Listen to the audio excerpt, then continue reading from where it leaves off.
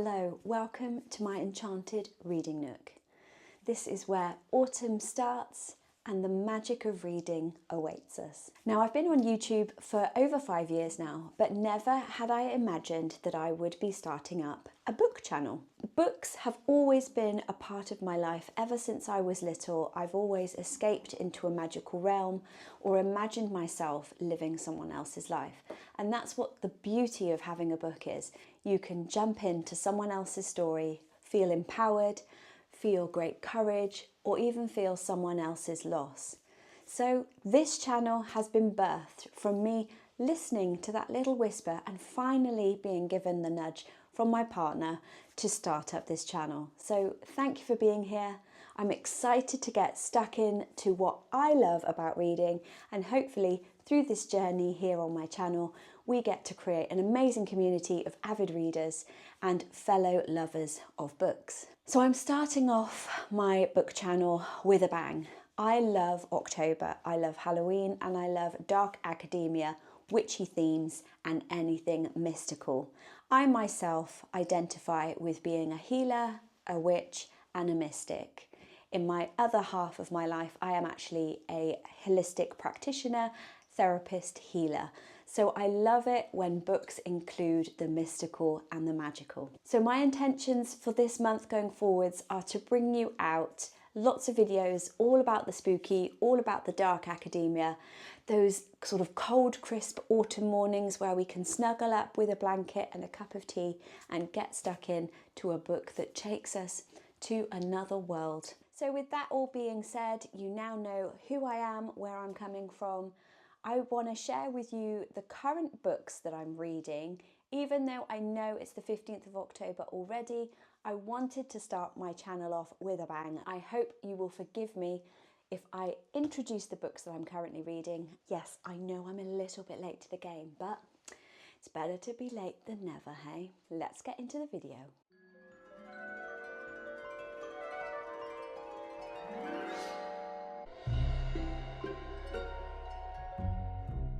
Alright, I don't know whether you're the same as me, but I'm a tea girl. I've got my Ray Dunn Boo Ghosty mug. These are lovely and big. You get a big cup, and I've got Earl Grey tea, decaf, and cream because I can't drink milk. Comment down below what you're drinking as you're watching this video and what your favourite spooky or Halloween beverage is during the month of October. Cheers! Oh, by the way, if you hear little snorts and grunts, I do have a chihuahua called Monster sleeping on my lap, and he's curled up in the little ghost blanket that I've got on my lap at the moment. So if you hear snorts, don't worry, it's just him. I'm sure at some point later on in the growth of this channel, I will include him because he quite often wants to snuggle with me, as most fur babies do, don't they, when we're reading. And I love nothing better than a blanket, maybe some ambient music, cup of tea, and my little baby snuggled up into me. It is definitely the best feeling in the world. Right, my spooky souls, let's get into what I'm currently reading. Now, some of these are a little bit strange, but bear with me. I am a bit of an eclectic reader, and I'm quite often guilty of reading more than one book at the same time. I like to dip in and out. If there's a certain book that I'm reading where it grips me so much and I just binge read it, then no other book gets a look in. So if there's any fellow people out there who do the same as me, I want to hear what you have to say about that. I'm not sure which one to start off with. Oh, let's do this one first. Okay, so let's start off with the books that I actually have finished, not currently reading, technically. So the first book that I have actually finished for September, beginning of October, is Fourth Wing. Everyone was hyping it up. It's been viral, as you all know. You probably have all read it, but if any of you haven't read it, let me know. And are you going to pick it up? Are you not? Do you tend to listen to the hype? See what I mean? He's snorting away now. Or is it misaligned with the actual book? I am a big Throne of Glass Sarah J Maas fan. I was concerned that this would be a letdown. It wasn't. Granted, it is YA, so it would have been nice if it was a slightly older audience. But I hear that Of Wings and Blood, or On Wings of Blood, there we go, I've got it here. I've heard that this one is more adult rather than Fourth Wing. Nevertheless, absolutely loved Fourth Wing. I loved Violet, I loved Xaden, I loved the tension of like her trying to survive in the academy. I loved the relationship between her and Tern and Andara. By the way, if you haven't read this yet and you don't want any spoilers, I would just skip ahead into the video because I'm just going to do some spoilers now. I love the banter between Violet and Xaden. I love that he watches her first and starts brooding, basically. And then you learn a little bit more about the backstory about him, and you start to get little snippets of his story in amongst it. Violet, I love because she's not portrayed as someone that's got it all sorted. She's not strong. She's not what you expect. She's a scholar. She wants to have her career in the library, not be a dragon fighter or a dragon rider. When she goes through the trials and she gets paired with Tern and Andara, the moment where she rescues Andara and sort of stands in the gap, I literally cried at that point because it was just so beautiful. Despite all the odds and all of the other academy riders all trying to get her, she still stayed strong to her own compass, her own morals. And I loved that about her. So this one has now got a favourite spot in my heart. Is it as good as I was expecting it to be? Not quite, but I allowed it to surprise me, and it did in many other ways. So I really loved that, and I'm actually on book 2 now, which is also in the pile here somewhere. I'm now on Everflame. I'm loving it, but it's a little bit more slower than Fourth Wing, I must confess. I'm at a point, where am I? I'm like almost 3/4 of the way through, and I haven't found myself picking it up for the last few weeks. I've kind of got to a slow bit. There's a lot more conversations in this rather than action. Yes, the stakes are a little bit higher, but I'm not sure whether I feel this one is exciting. I mean, you can quote me and tell me that I'm wrong if I end up getting to the end and loving it. I'm still expecting it to be good, but I didn't fly through it like I did the first one. So yes, I finished this one and I'm on to this one now, but I'm still making my way through it even after 3 weeks of reading it. So let me know if you felt the same thing. Like, I'm just in the section where they are pairing up with the Griffin riders and they're just climbing up that big mountain hill. Yeah, there was one bit that I've literally just read, I'm just remembering now, that actually made me feel sick. And it was, again, spoiler alert, if you don't want to know, skip on. I felt really sad and so upset. That's probably why I haven't picked it up again, to be fair. Where the one griffin gets taken off the cliffside because it's weak, because its rider's been injured by arrows, I think. I seem to remember. It was just like, oh my God, why? Why does she have to get gripped by the wyvern and get taken? It's just like, ugh, I hate that. I hate that when animals get injured or hurt. But anyway, currently reading Everflame. I know this is a roundabout video. Bear with me. I will get better at this. Okay, so the next book that I finished is A Reign of Shadows and Endings by Melissa K. Rorich, and I'll just read the back for you. It says, "A world the gods forgot. Of all the worlds and life they created, the gods favoured their children the most. But with that favour came the fear that their legacy would one day become too powerful and overthrow them. Devrim was created, a realm hidden amongst the stars. The gods gave their legacy the best of all the worlds, and then they left. A sworn agreement to never return and to never interfere. A historical event. Forced to a life of servitude, the Fae are required to provide for the legacy in more ways than one. Every 5 years, the eligible Fae are gathered for the selection and assigned to serve in one of the 6 kingdoms. To be chosen as the personal source for a kingdom heir is the greatest honour, and for the first time in a millennia, all 6 kingdoms have heirs choosing a source. But their selections could tip the power balance a little too far. A chosen that was never meant to be. Tesselin Azura was as forgotten as the realm, but when she finds herself the personal source to the heir of endings, she winds up serving in the darkest kingdom of them all. The secrets within the Arius kingdom are meant to be learned and kept, but this was never the life she wanted, fighting not only the fate thrust upon her, but the temptation to lose herself to desire. Tessa will do anything to escape her new destiny, until she starts to realise maybe their world wasn't as forgotten as they thought, and maybe she's the reason why. This book was not what I was expecting, but the relationship between Tessa and Theon is complicated because Tessa is a fae and she was brought up in an orphanage. She goes to the selection just as a prank, as a joke with her friends, never in a million years thinking that she would be selected. She basically spends most of the evening hiding in a corner of a room behind curtains, eating a stolen piece of chocolate, because faes aren't allowed chocolate. And she gets discovered by Theon. And the moment he claps eyes on her, he basically wants her to be his fae, his source. And she doesn't know who this rude guy is that tells her she can't have chocolate and she must get back to the party. But anyway, she stumbles on back and she is the final one selected that evening.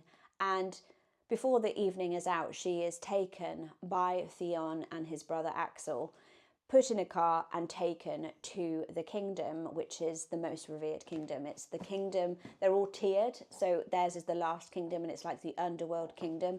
Nobody knows anything about it, it's very secretive, and each realm is kept behind some secretive veil, so you have to have permission or the magic has to allow you in. So she's never heard about these people. She didn't even know that they had any eligible heirs for that kingdom. So anyway, she ends up with these 2 brothers and sworn to Theon. And essentially, as she learns to live with them and get more accustomed to living with them, there is no way out. She doesn't have a choice. And the bond that starts to create from this selection starts to cause both party pain when they're separate, when they argue, when they don't do anything together, essentially. So she spends a lot of time in the first half of this book basically being in pain, and her consent is overridden quite a lot of the time. Her choices are taken away. So if you find that difficult, I would say this is not the book for you. I found it tricky at times because literally every decision is made by Theon. He can decide when she sits, when she stands, when she eats, when she goes to the toilet, what she wears, when she can go out, everything. And that triggered for me because it just reflected a few things that have been in my past. So it wasn't pleasant, but I can see the reason for it in the storyline. So just check your triggers. As the book has gone on and you start to notice that she's softening, they're getting to know her better.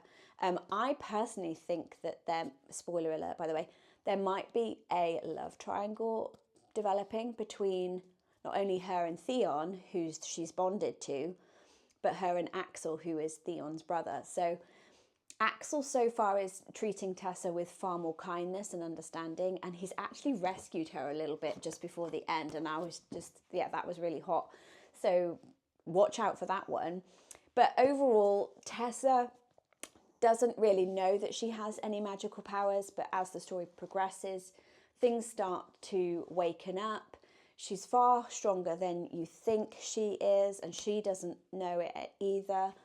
But it's a lot of banter. It's a little bit of spice. I wouldn't say it was very spicy, but it's good. It's a good amount of spice. And the first book leaves on a little bit of a cliffhanger. So I'm looking forward to picking the second one up. I would say This was a 3.5, 4 out of 5. I think if the story starts to get better and better, I'll probably have this one at a higher estimation, just because at the moment it's building blocks. It's only the last quarter or so, I would say, where you really start to get into a deeper meaning of the story. All of this is basically just her getting used to living with the two men in the kingdom. So prepare for a slow burn and prepare for a slow ride, I would say, with this one. But if my estimations are correct, because there's 4 books in the series, this should be a really, really good series.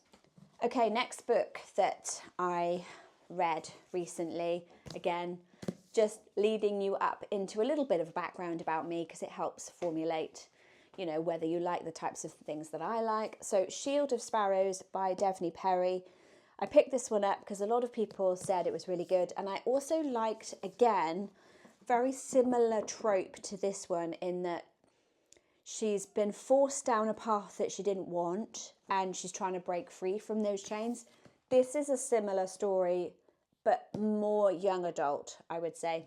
Our FMC is a princess, and she's the lesser princess, or younger princess as it were. Her older sister has been trained as an assassin, spy, wife all her life. And so our main character just wants to escape all the time. She is betrothed to her father, the king's bodyguard essentially, but he doesn't care about her. He quite openly sort of cheats on her, and it's just expected that she's just going to be quiet and do what she's told. The story starts with her basically jumping off a cliff, because that's her only way of feeling alive and escaping and being able to make a choice. The neighbouring kingdom comes to visit. This whole kingdom of her father's is plagued with these monsters.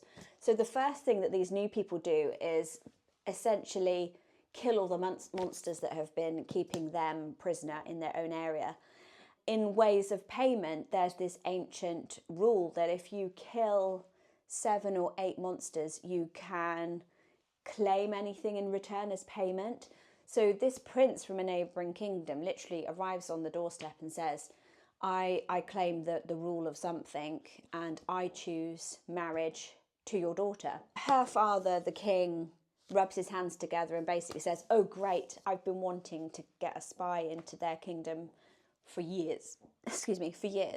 Of course, you can take my daughter, who's been trained for it, but they don't know that.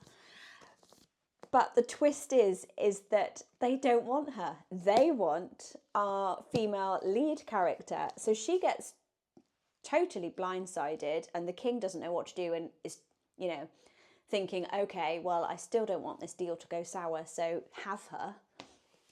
So they form the marriage there and then. She's now betrothed or married to this prince who's just come out of the ocean from nowhere.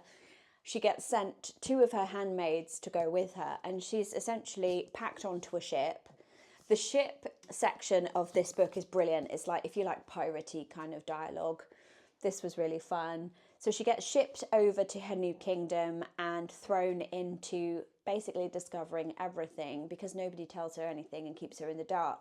So for me, I found that a little bit boring at times, in that from her main point of view, you are only given like snippets of information every chapter. Sorry, my camera just died, so I will try and get back to where I was. With our main character, she gets thrown into a new kingdom, a new life, a new husband that she didn't know that she needed or wanted. But the twist in the story I did see coming, but I loved it. It was brilliant, and if you like a slightly obvious storyline, then you will enjoy this. There are a couple of elements in it that I didn't see coming. It leaves you on a cliffhanger. There are a couple of unanswered questions in this book, and you get them quite early on as you go through. I just wish it had been a slightly shorter book, because you didn't need all of this. There were quite a lot of times where I was just waiting for it to like speed up a little bit more. There's a couple of chapters where she's just in the woods for ages, waiting to find out whether she is going to go to the city or whether she's going to find out about the mysterious kingdom that's the capital that nobody talks about. There's a couple of dead areas, and you know, I don't want to offend anyone, but for me, I just found that those could have been taken out and it could have been a little bit more fast-paced. But nevertheless, really enjoyed it. I'm looking forward to book 2, but it's going to be a while because I've just got it as soon as it's come out. I don't mind. Let me know in the comments below if you are the type of reader that has to have the whole series before you can start a book, or if you're like me and I don't really mind. I like to read them as they come out, and it gives me something to look forward to in the future. It's almost like you get reacquainted with the story, and I like that. So that was that one. The other book that is a little bit different for me, but a friend of mine recommended this, and I've never picked up one of this author's books before because I don't like horror, but apparently this is very different, and it is Fairytale from Stephen King. It's apparently whimsical fantasy. It's about a young boy who makes friends with an old gentleman in his local town. He has had quite a sad upbringing, and it's all about him exploring this fantasy world that happens to be in this old guy's shed, and he forms a friendship with the dog. I am 23 pages in, so not very far, because again, it's not my usual style, so I am going a little bit slower than I would do normally. However, I am enjoying it, and it's a very different writing style. I love the dialogue and I love the vocabulary, because sometimes YA isn't really that diverse with its vocabulary, so I like this. So far, it's good. It's apparently one of the best written adult fantasy drama novels, so I'll let you know how I get on with it. Not promising I'll get it finished this month, but we will give it a good crack. So this one is actually non-fiction. It's by Lisa Lister. I love her. She's a very spiritual woman. She's very much into empowering different nationalities, different ethnic backgrounds. And this one I really resonated with because it's all about, for me being a woman, connecting with our innate wisdom. Stop listening to the world of men, and the world that we live in, this 21st century world, or the world just in general, is on a male timeline.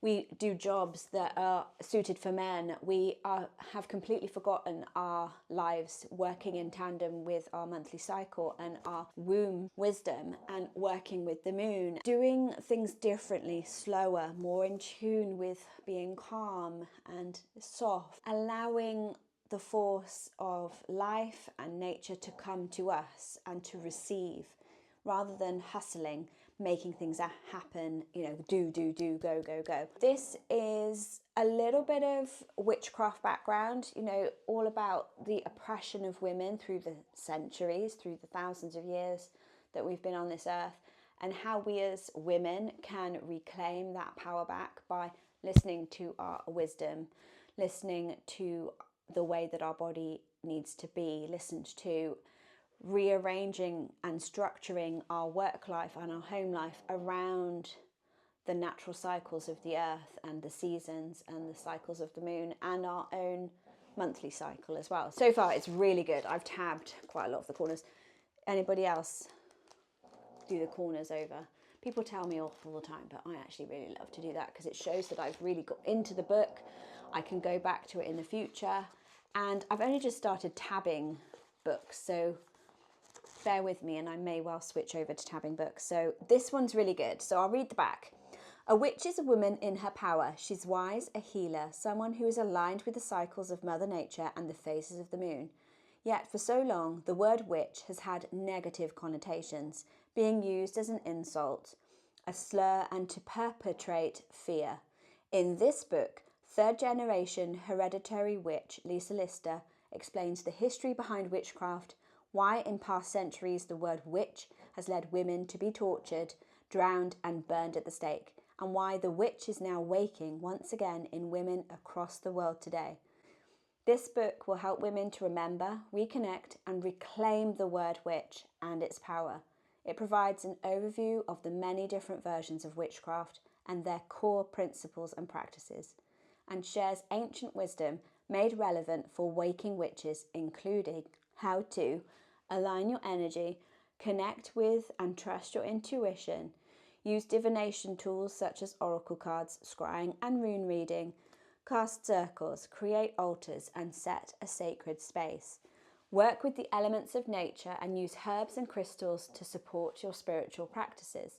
Discover and work with 5 different aspects of the witch: the force of nature, the creatrix, the healer, the oracle, and the sorceress. Rediscover your powers and manifest your reality with spellcasting. So if you're into your witchy books, but actually in a practical way, or you just want to delve deeper into embracing your feminine and becoming more connected with the sacred feminine, highly recommend this book. I am 65 pages in. Again, I pick it up in between reading my fiction books. It's not one that I will rush through because there's a lot of information to digest. I just find my inner self just resonating with this so much. So that one's for any of you interested in that. Anyone who's anyone probably has seen this on other people's TBRs, or it's been talked about a lot online. And then, look, this is the first book I've tabbed, and I'm still just going through the last few pages that I haven't tabbed. Loved this book. I thought I wouldn't because I thought it would be really young, like young adult, but it's not. I would say it's on par with Fourth Wing. If not,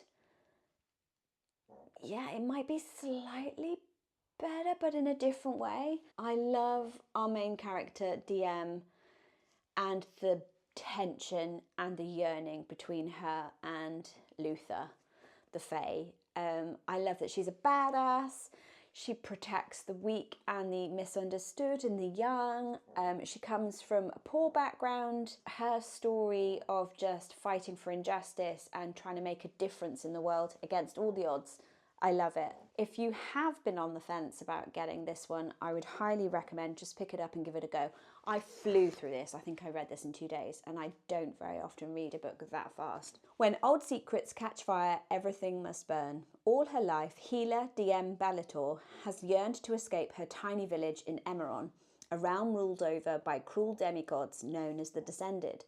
Although her parents have always tried to shield her from their brutality, DM's world changes forever when her mother goes missing, leading her to uncover a dangerous secret that links her family to the dreaded Descendant in many ways she never imagined. The journey to unravel the web of mysteries DM's mother left behind is long and treacherous, and it soon leads her into the dark domain of those who rule her world, the Descended's royal palace itself. With the dying king's handsome, enigmatic heir watching for her every move and a ruthless rebel alliance urging her to join the looming civil war, DM must reevaluate everything she thought she knew to save her loved ones and finally discover the truth about her world. Now, reading this, I'm not a fan of going in search of your sister or your mother or like that kind of trope. It really gets under my skin and it reminds me very teenagery. It's like, well, so what? If they've gone off, just get on with your own life. That's my opinion anyway. This one is not like that. She's not going in search of her mother or hunting down her mother. Her mother disappears, and it's soon quite understood that it is quite an important part of the story, but DM's life remains in her village. Her mother goes off, but she doesn't go on a search or a quest to try and find her. I hate those stories, sorry. This one is all about DM claiming her rightful place within the family, within the village, within her role as a healer, and ultimately her as a woman, always being crushed and downtrodden by others. There is definitely a theme for the books that I like to choose. I like to choose books where the woman is misunderstood, been stuck in a role all her life and decides one day enough is enough, and then that's it. Just the claws come out, the gloves are off. You know what I mean, reverse, the gloves are off, the claws are out. She starts to carve a new life for herself, albeit in the end of this book, there is a huge whopper that I was not expecting, but so glad it happened. Like I said, there are quite a few sensual moments between her and Luther, and I'm currently on book 2, Glow, nearly halfway, and they still haven't got together yet. And I love that because I do not like books where they jump on each other straight away. There's this tension, there's this burning, there's this passion, and you as a reader are like, huh? I'm not feeling it and it just seems like a waste of a book, or the author just thinks that they can just throw it in and it will be fine. No, you need to build the tension. You need to build the angst and the situations. I mean, there's a section in this book where DM goes into a fire. Oh, my heart was racing at that point, and just the way that it's written, the things that she does to help save other people, and just her dialogue of her own thoughts in this, I really, really enjoyed it. And it made me really take her into my heart, and she's just endearing to me now. Luther is the same as well. He's very misunderstood, very brooding. And her and Luther's relationship is a slow burn, but it's a beautiful slow burn. So if you want something that's a little bit spicy, but it's a hint of it, and it's a romantic way to experience it, really, really recommend it. And again, Glow, it's a little bit more court intrigue. I mean, there's a slight hint of it with the cover there, with the castle. I'm not going to spoil it though, because you really need to read it for yourself. But this one is, I shot through it. This one is a little bit slower, but it's still good. So I'll let you know how I get on with that at the end of the month. So that's the wrap up of all of the books I'm currently reading. Don't be angry. I know I've done this video completely wrong, but we're just going to go with it. I'm having fun, and I hope you are too. I'll get cracking and reading, because I've set myself up for a rather long reading list now. Thank you so much for spending this first video with me. I really appreciate your energy exchange and your company. I hope to get through the rest of those books before I start my TBR, which is in the next video, so keep an eye out for that one. Until then, look after yourselves, and don't forget that this channel is for the dreamers, for the witches, for the wanderers, and that these are our enchanted pages. Bye.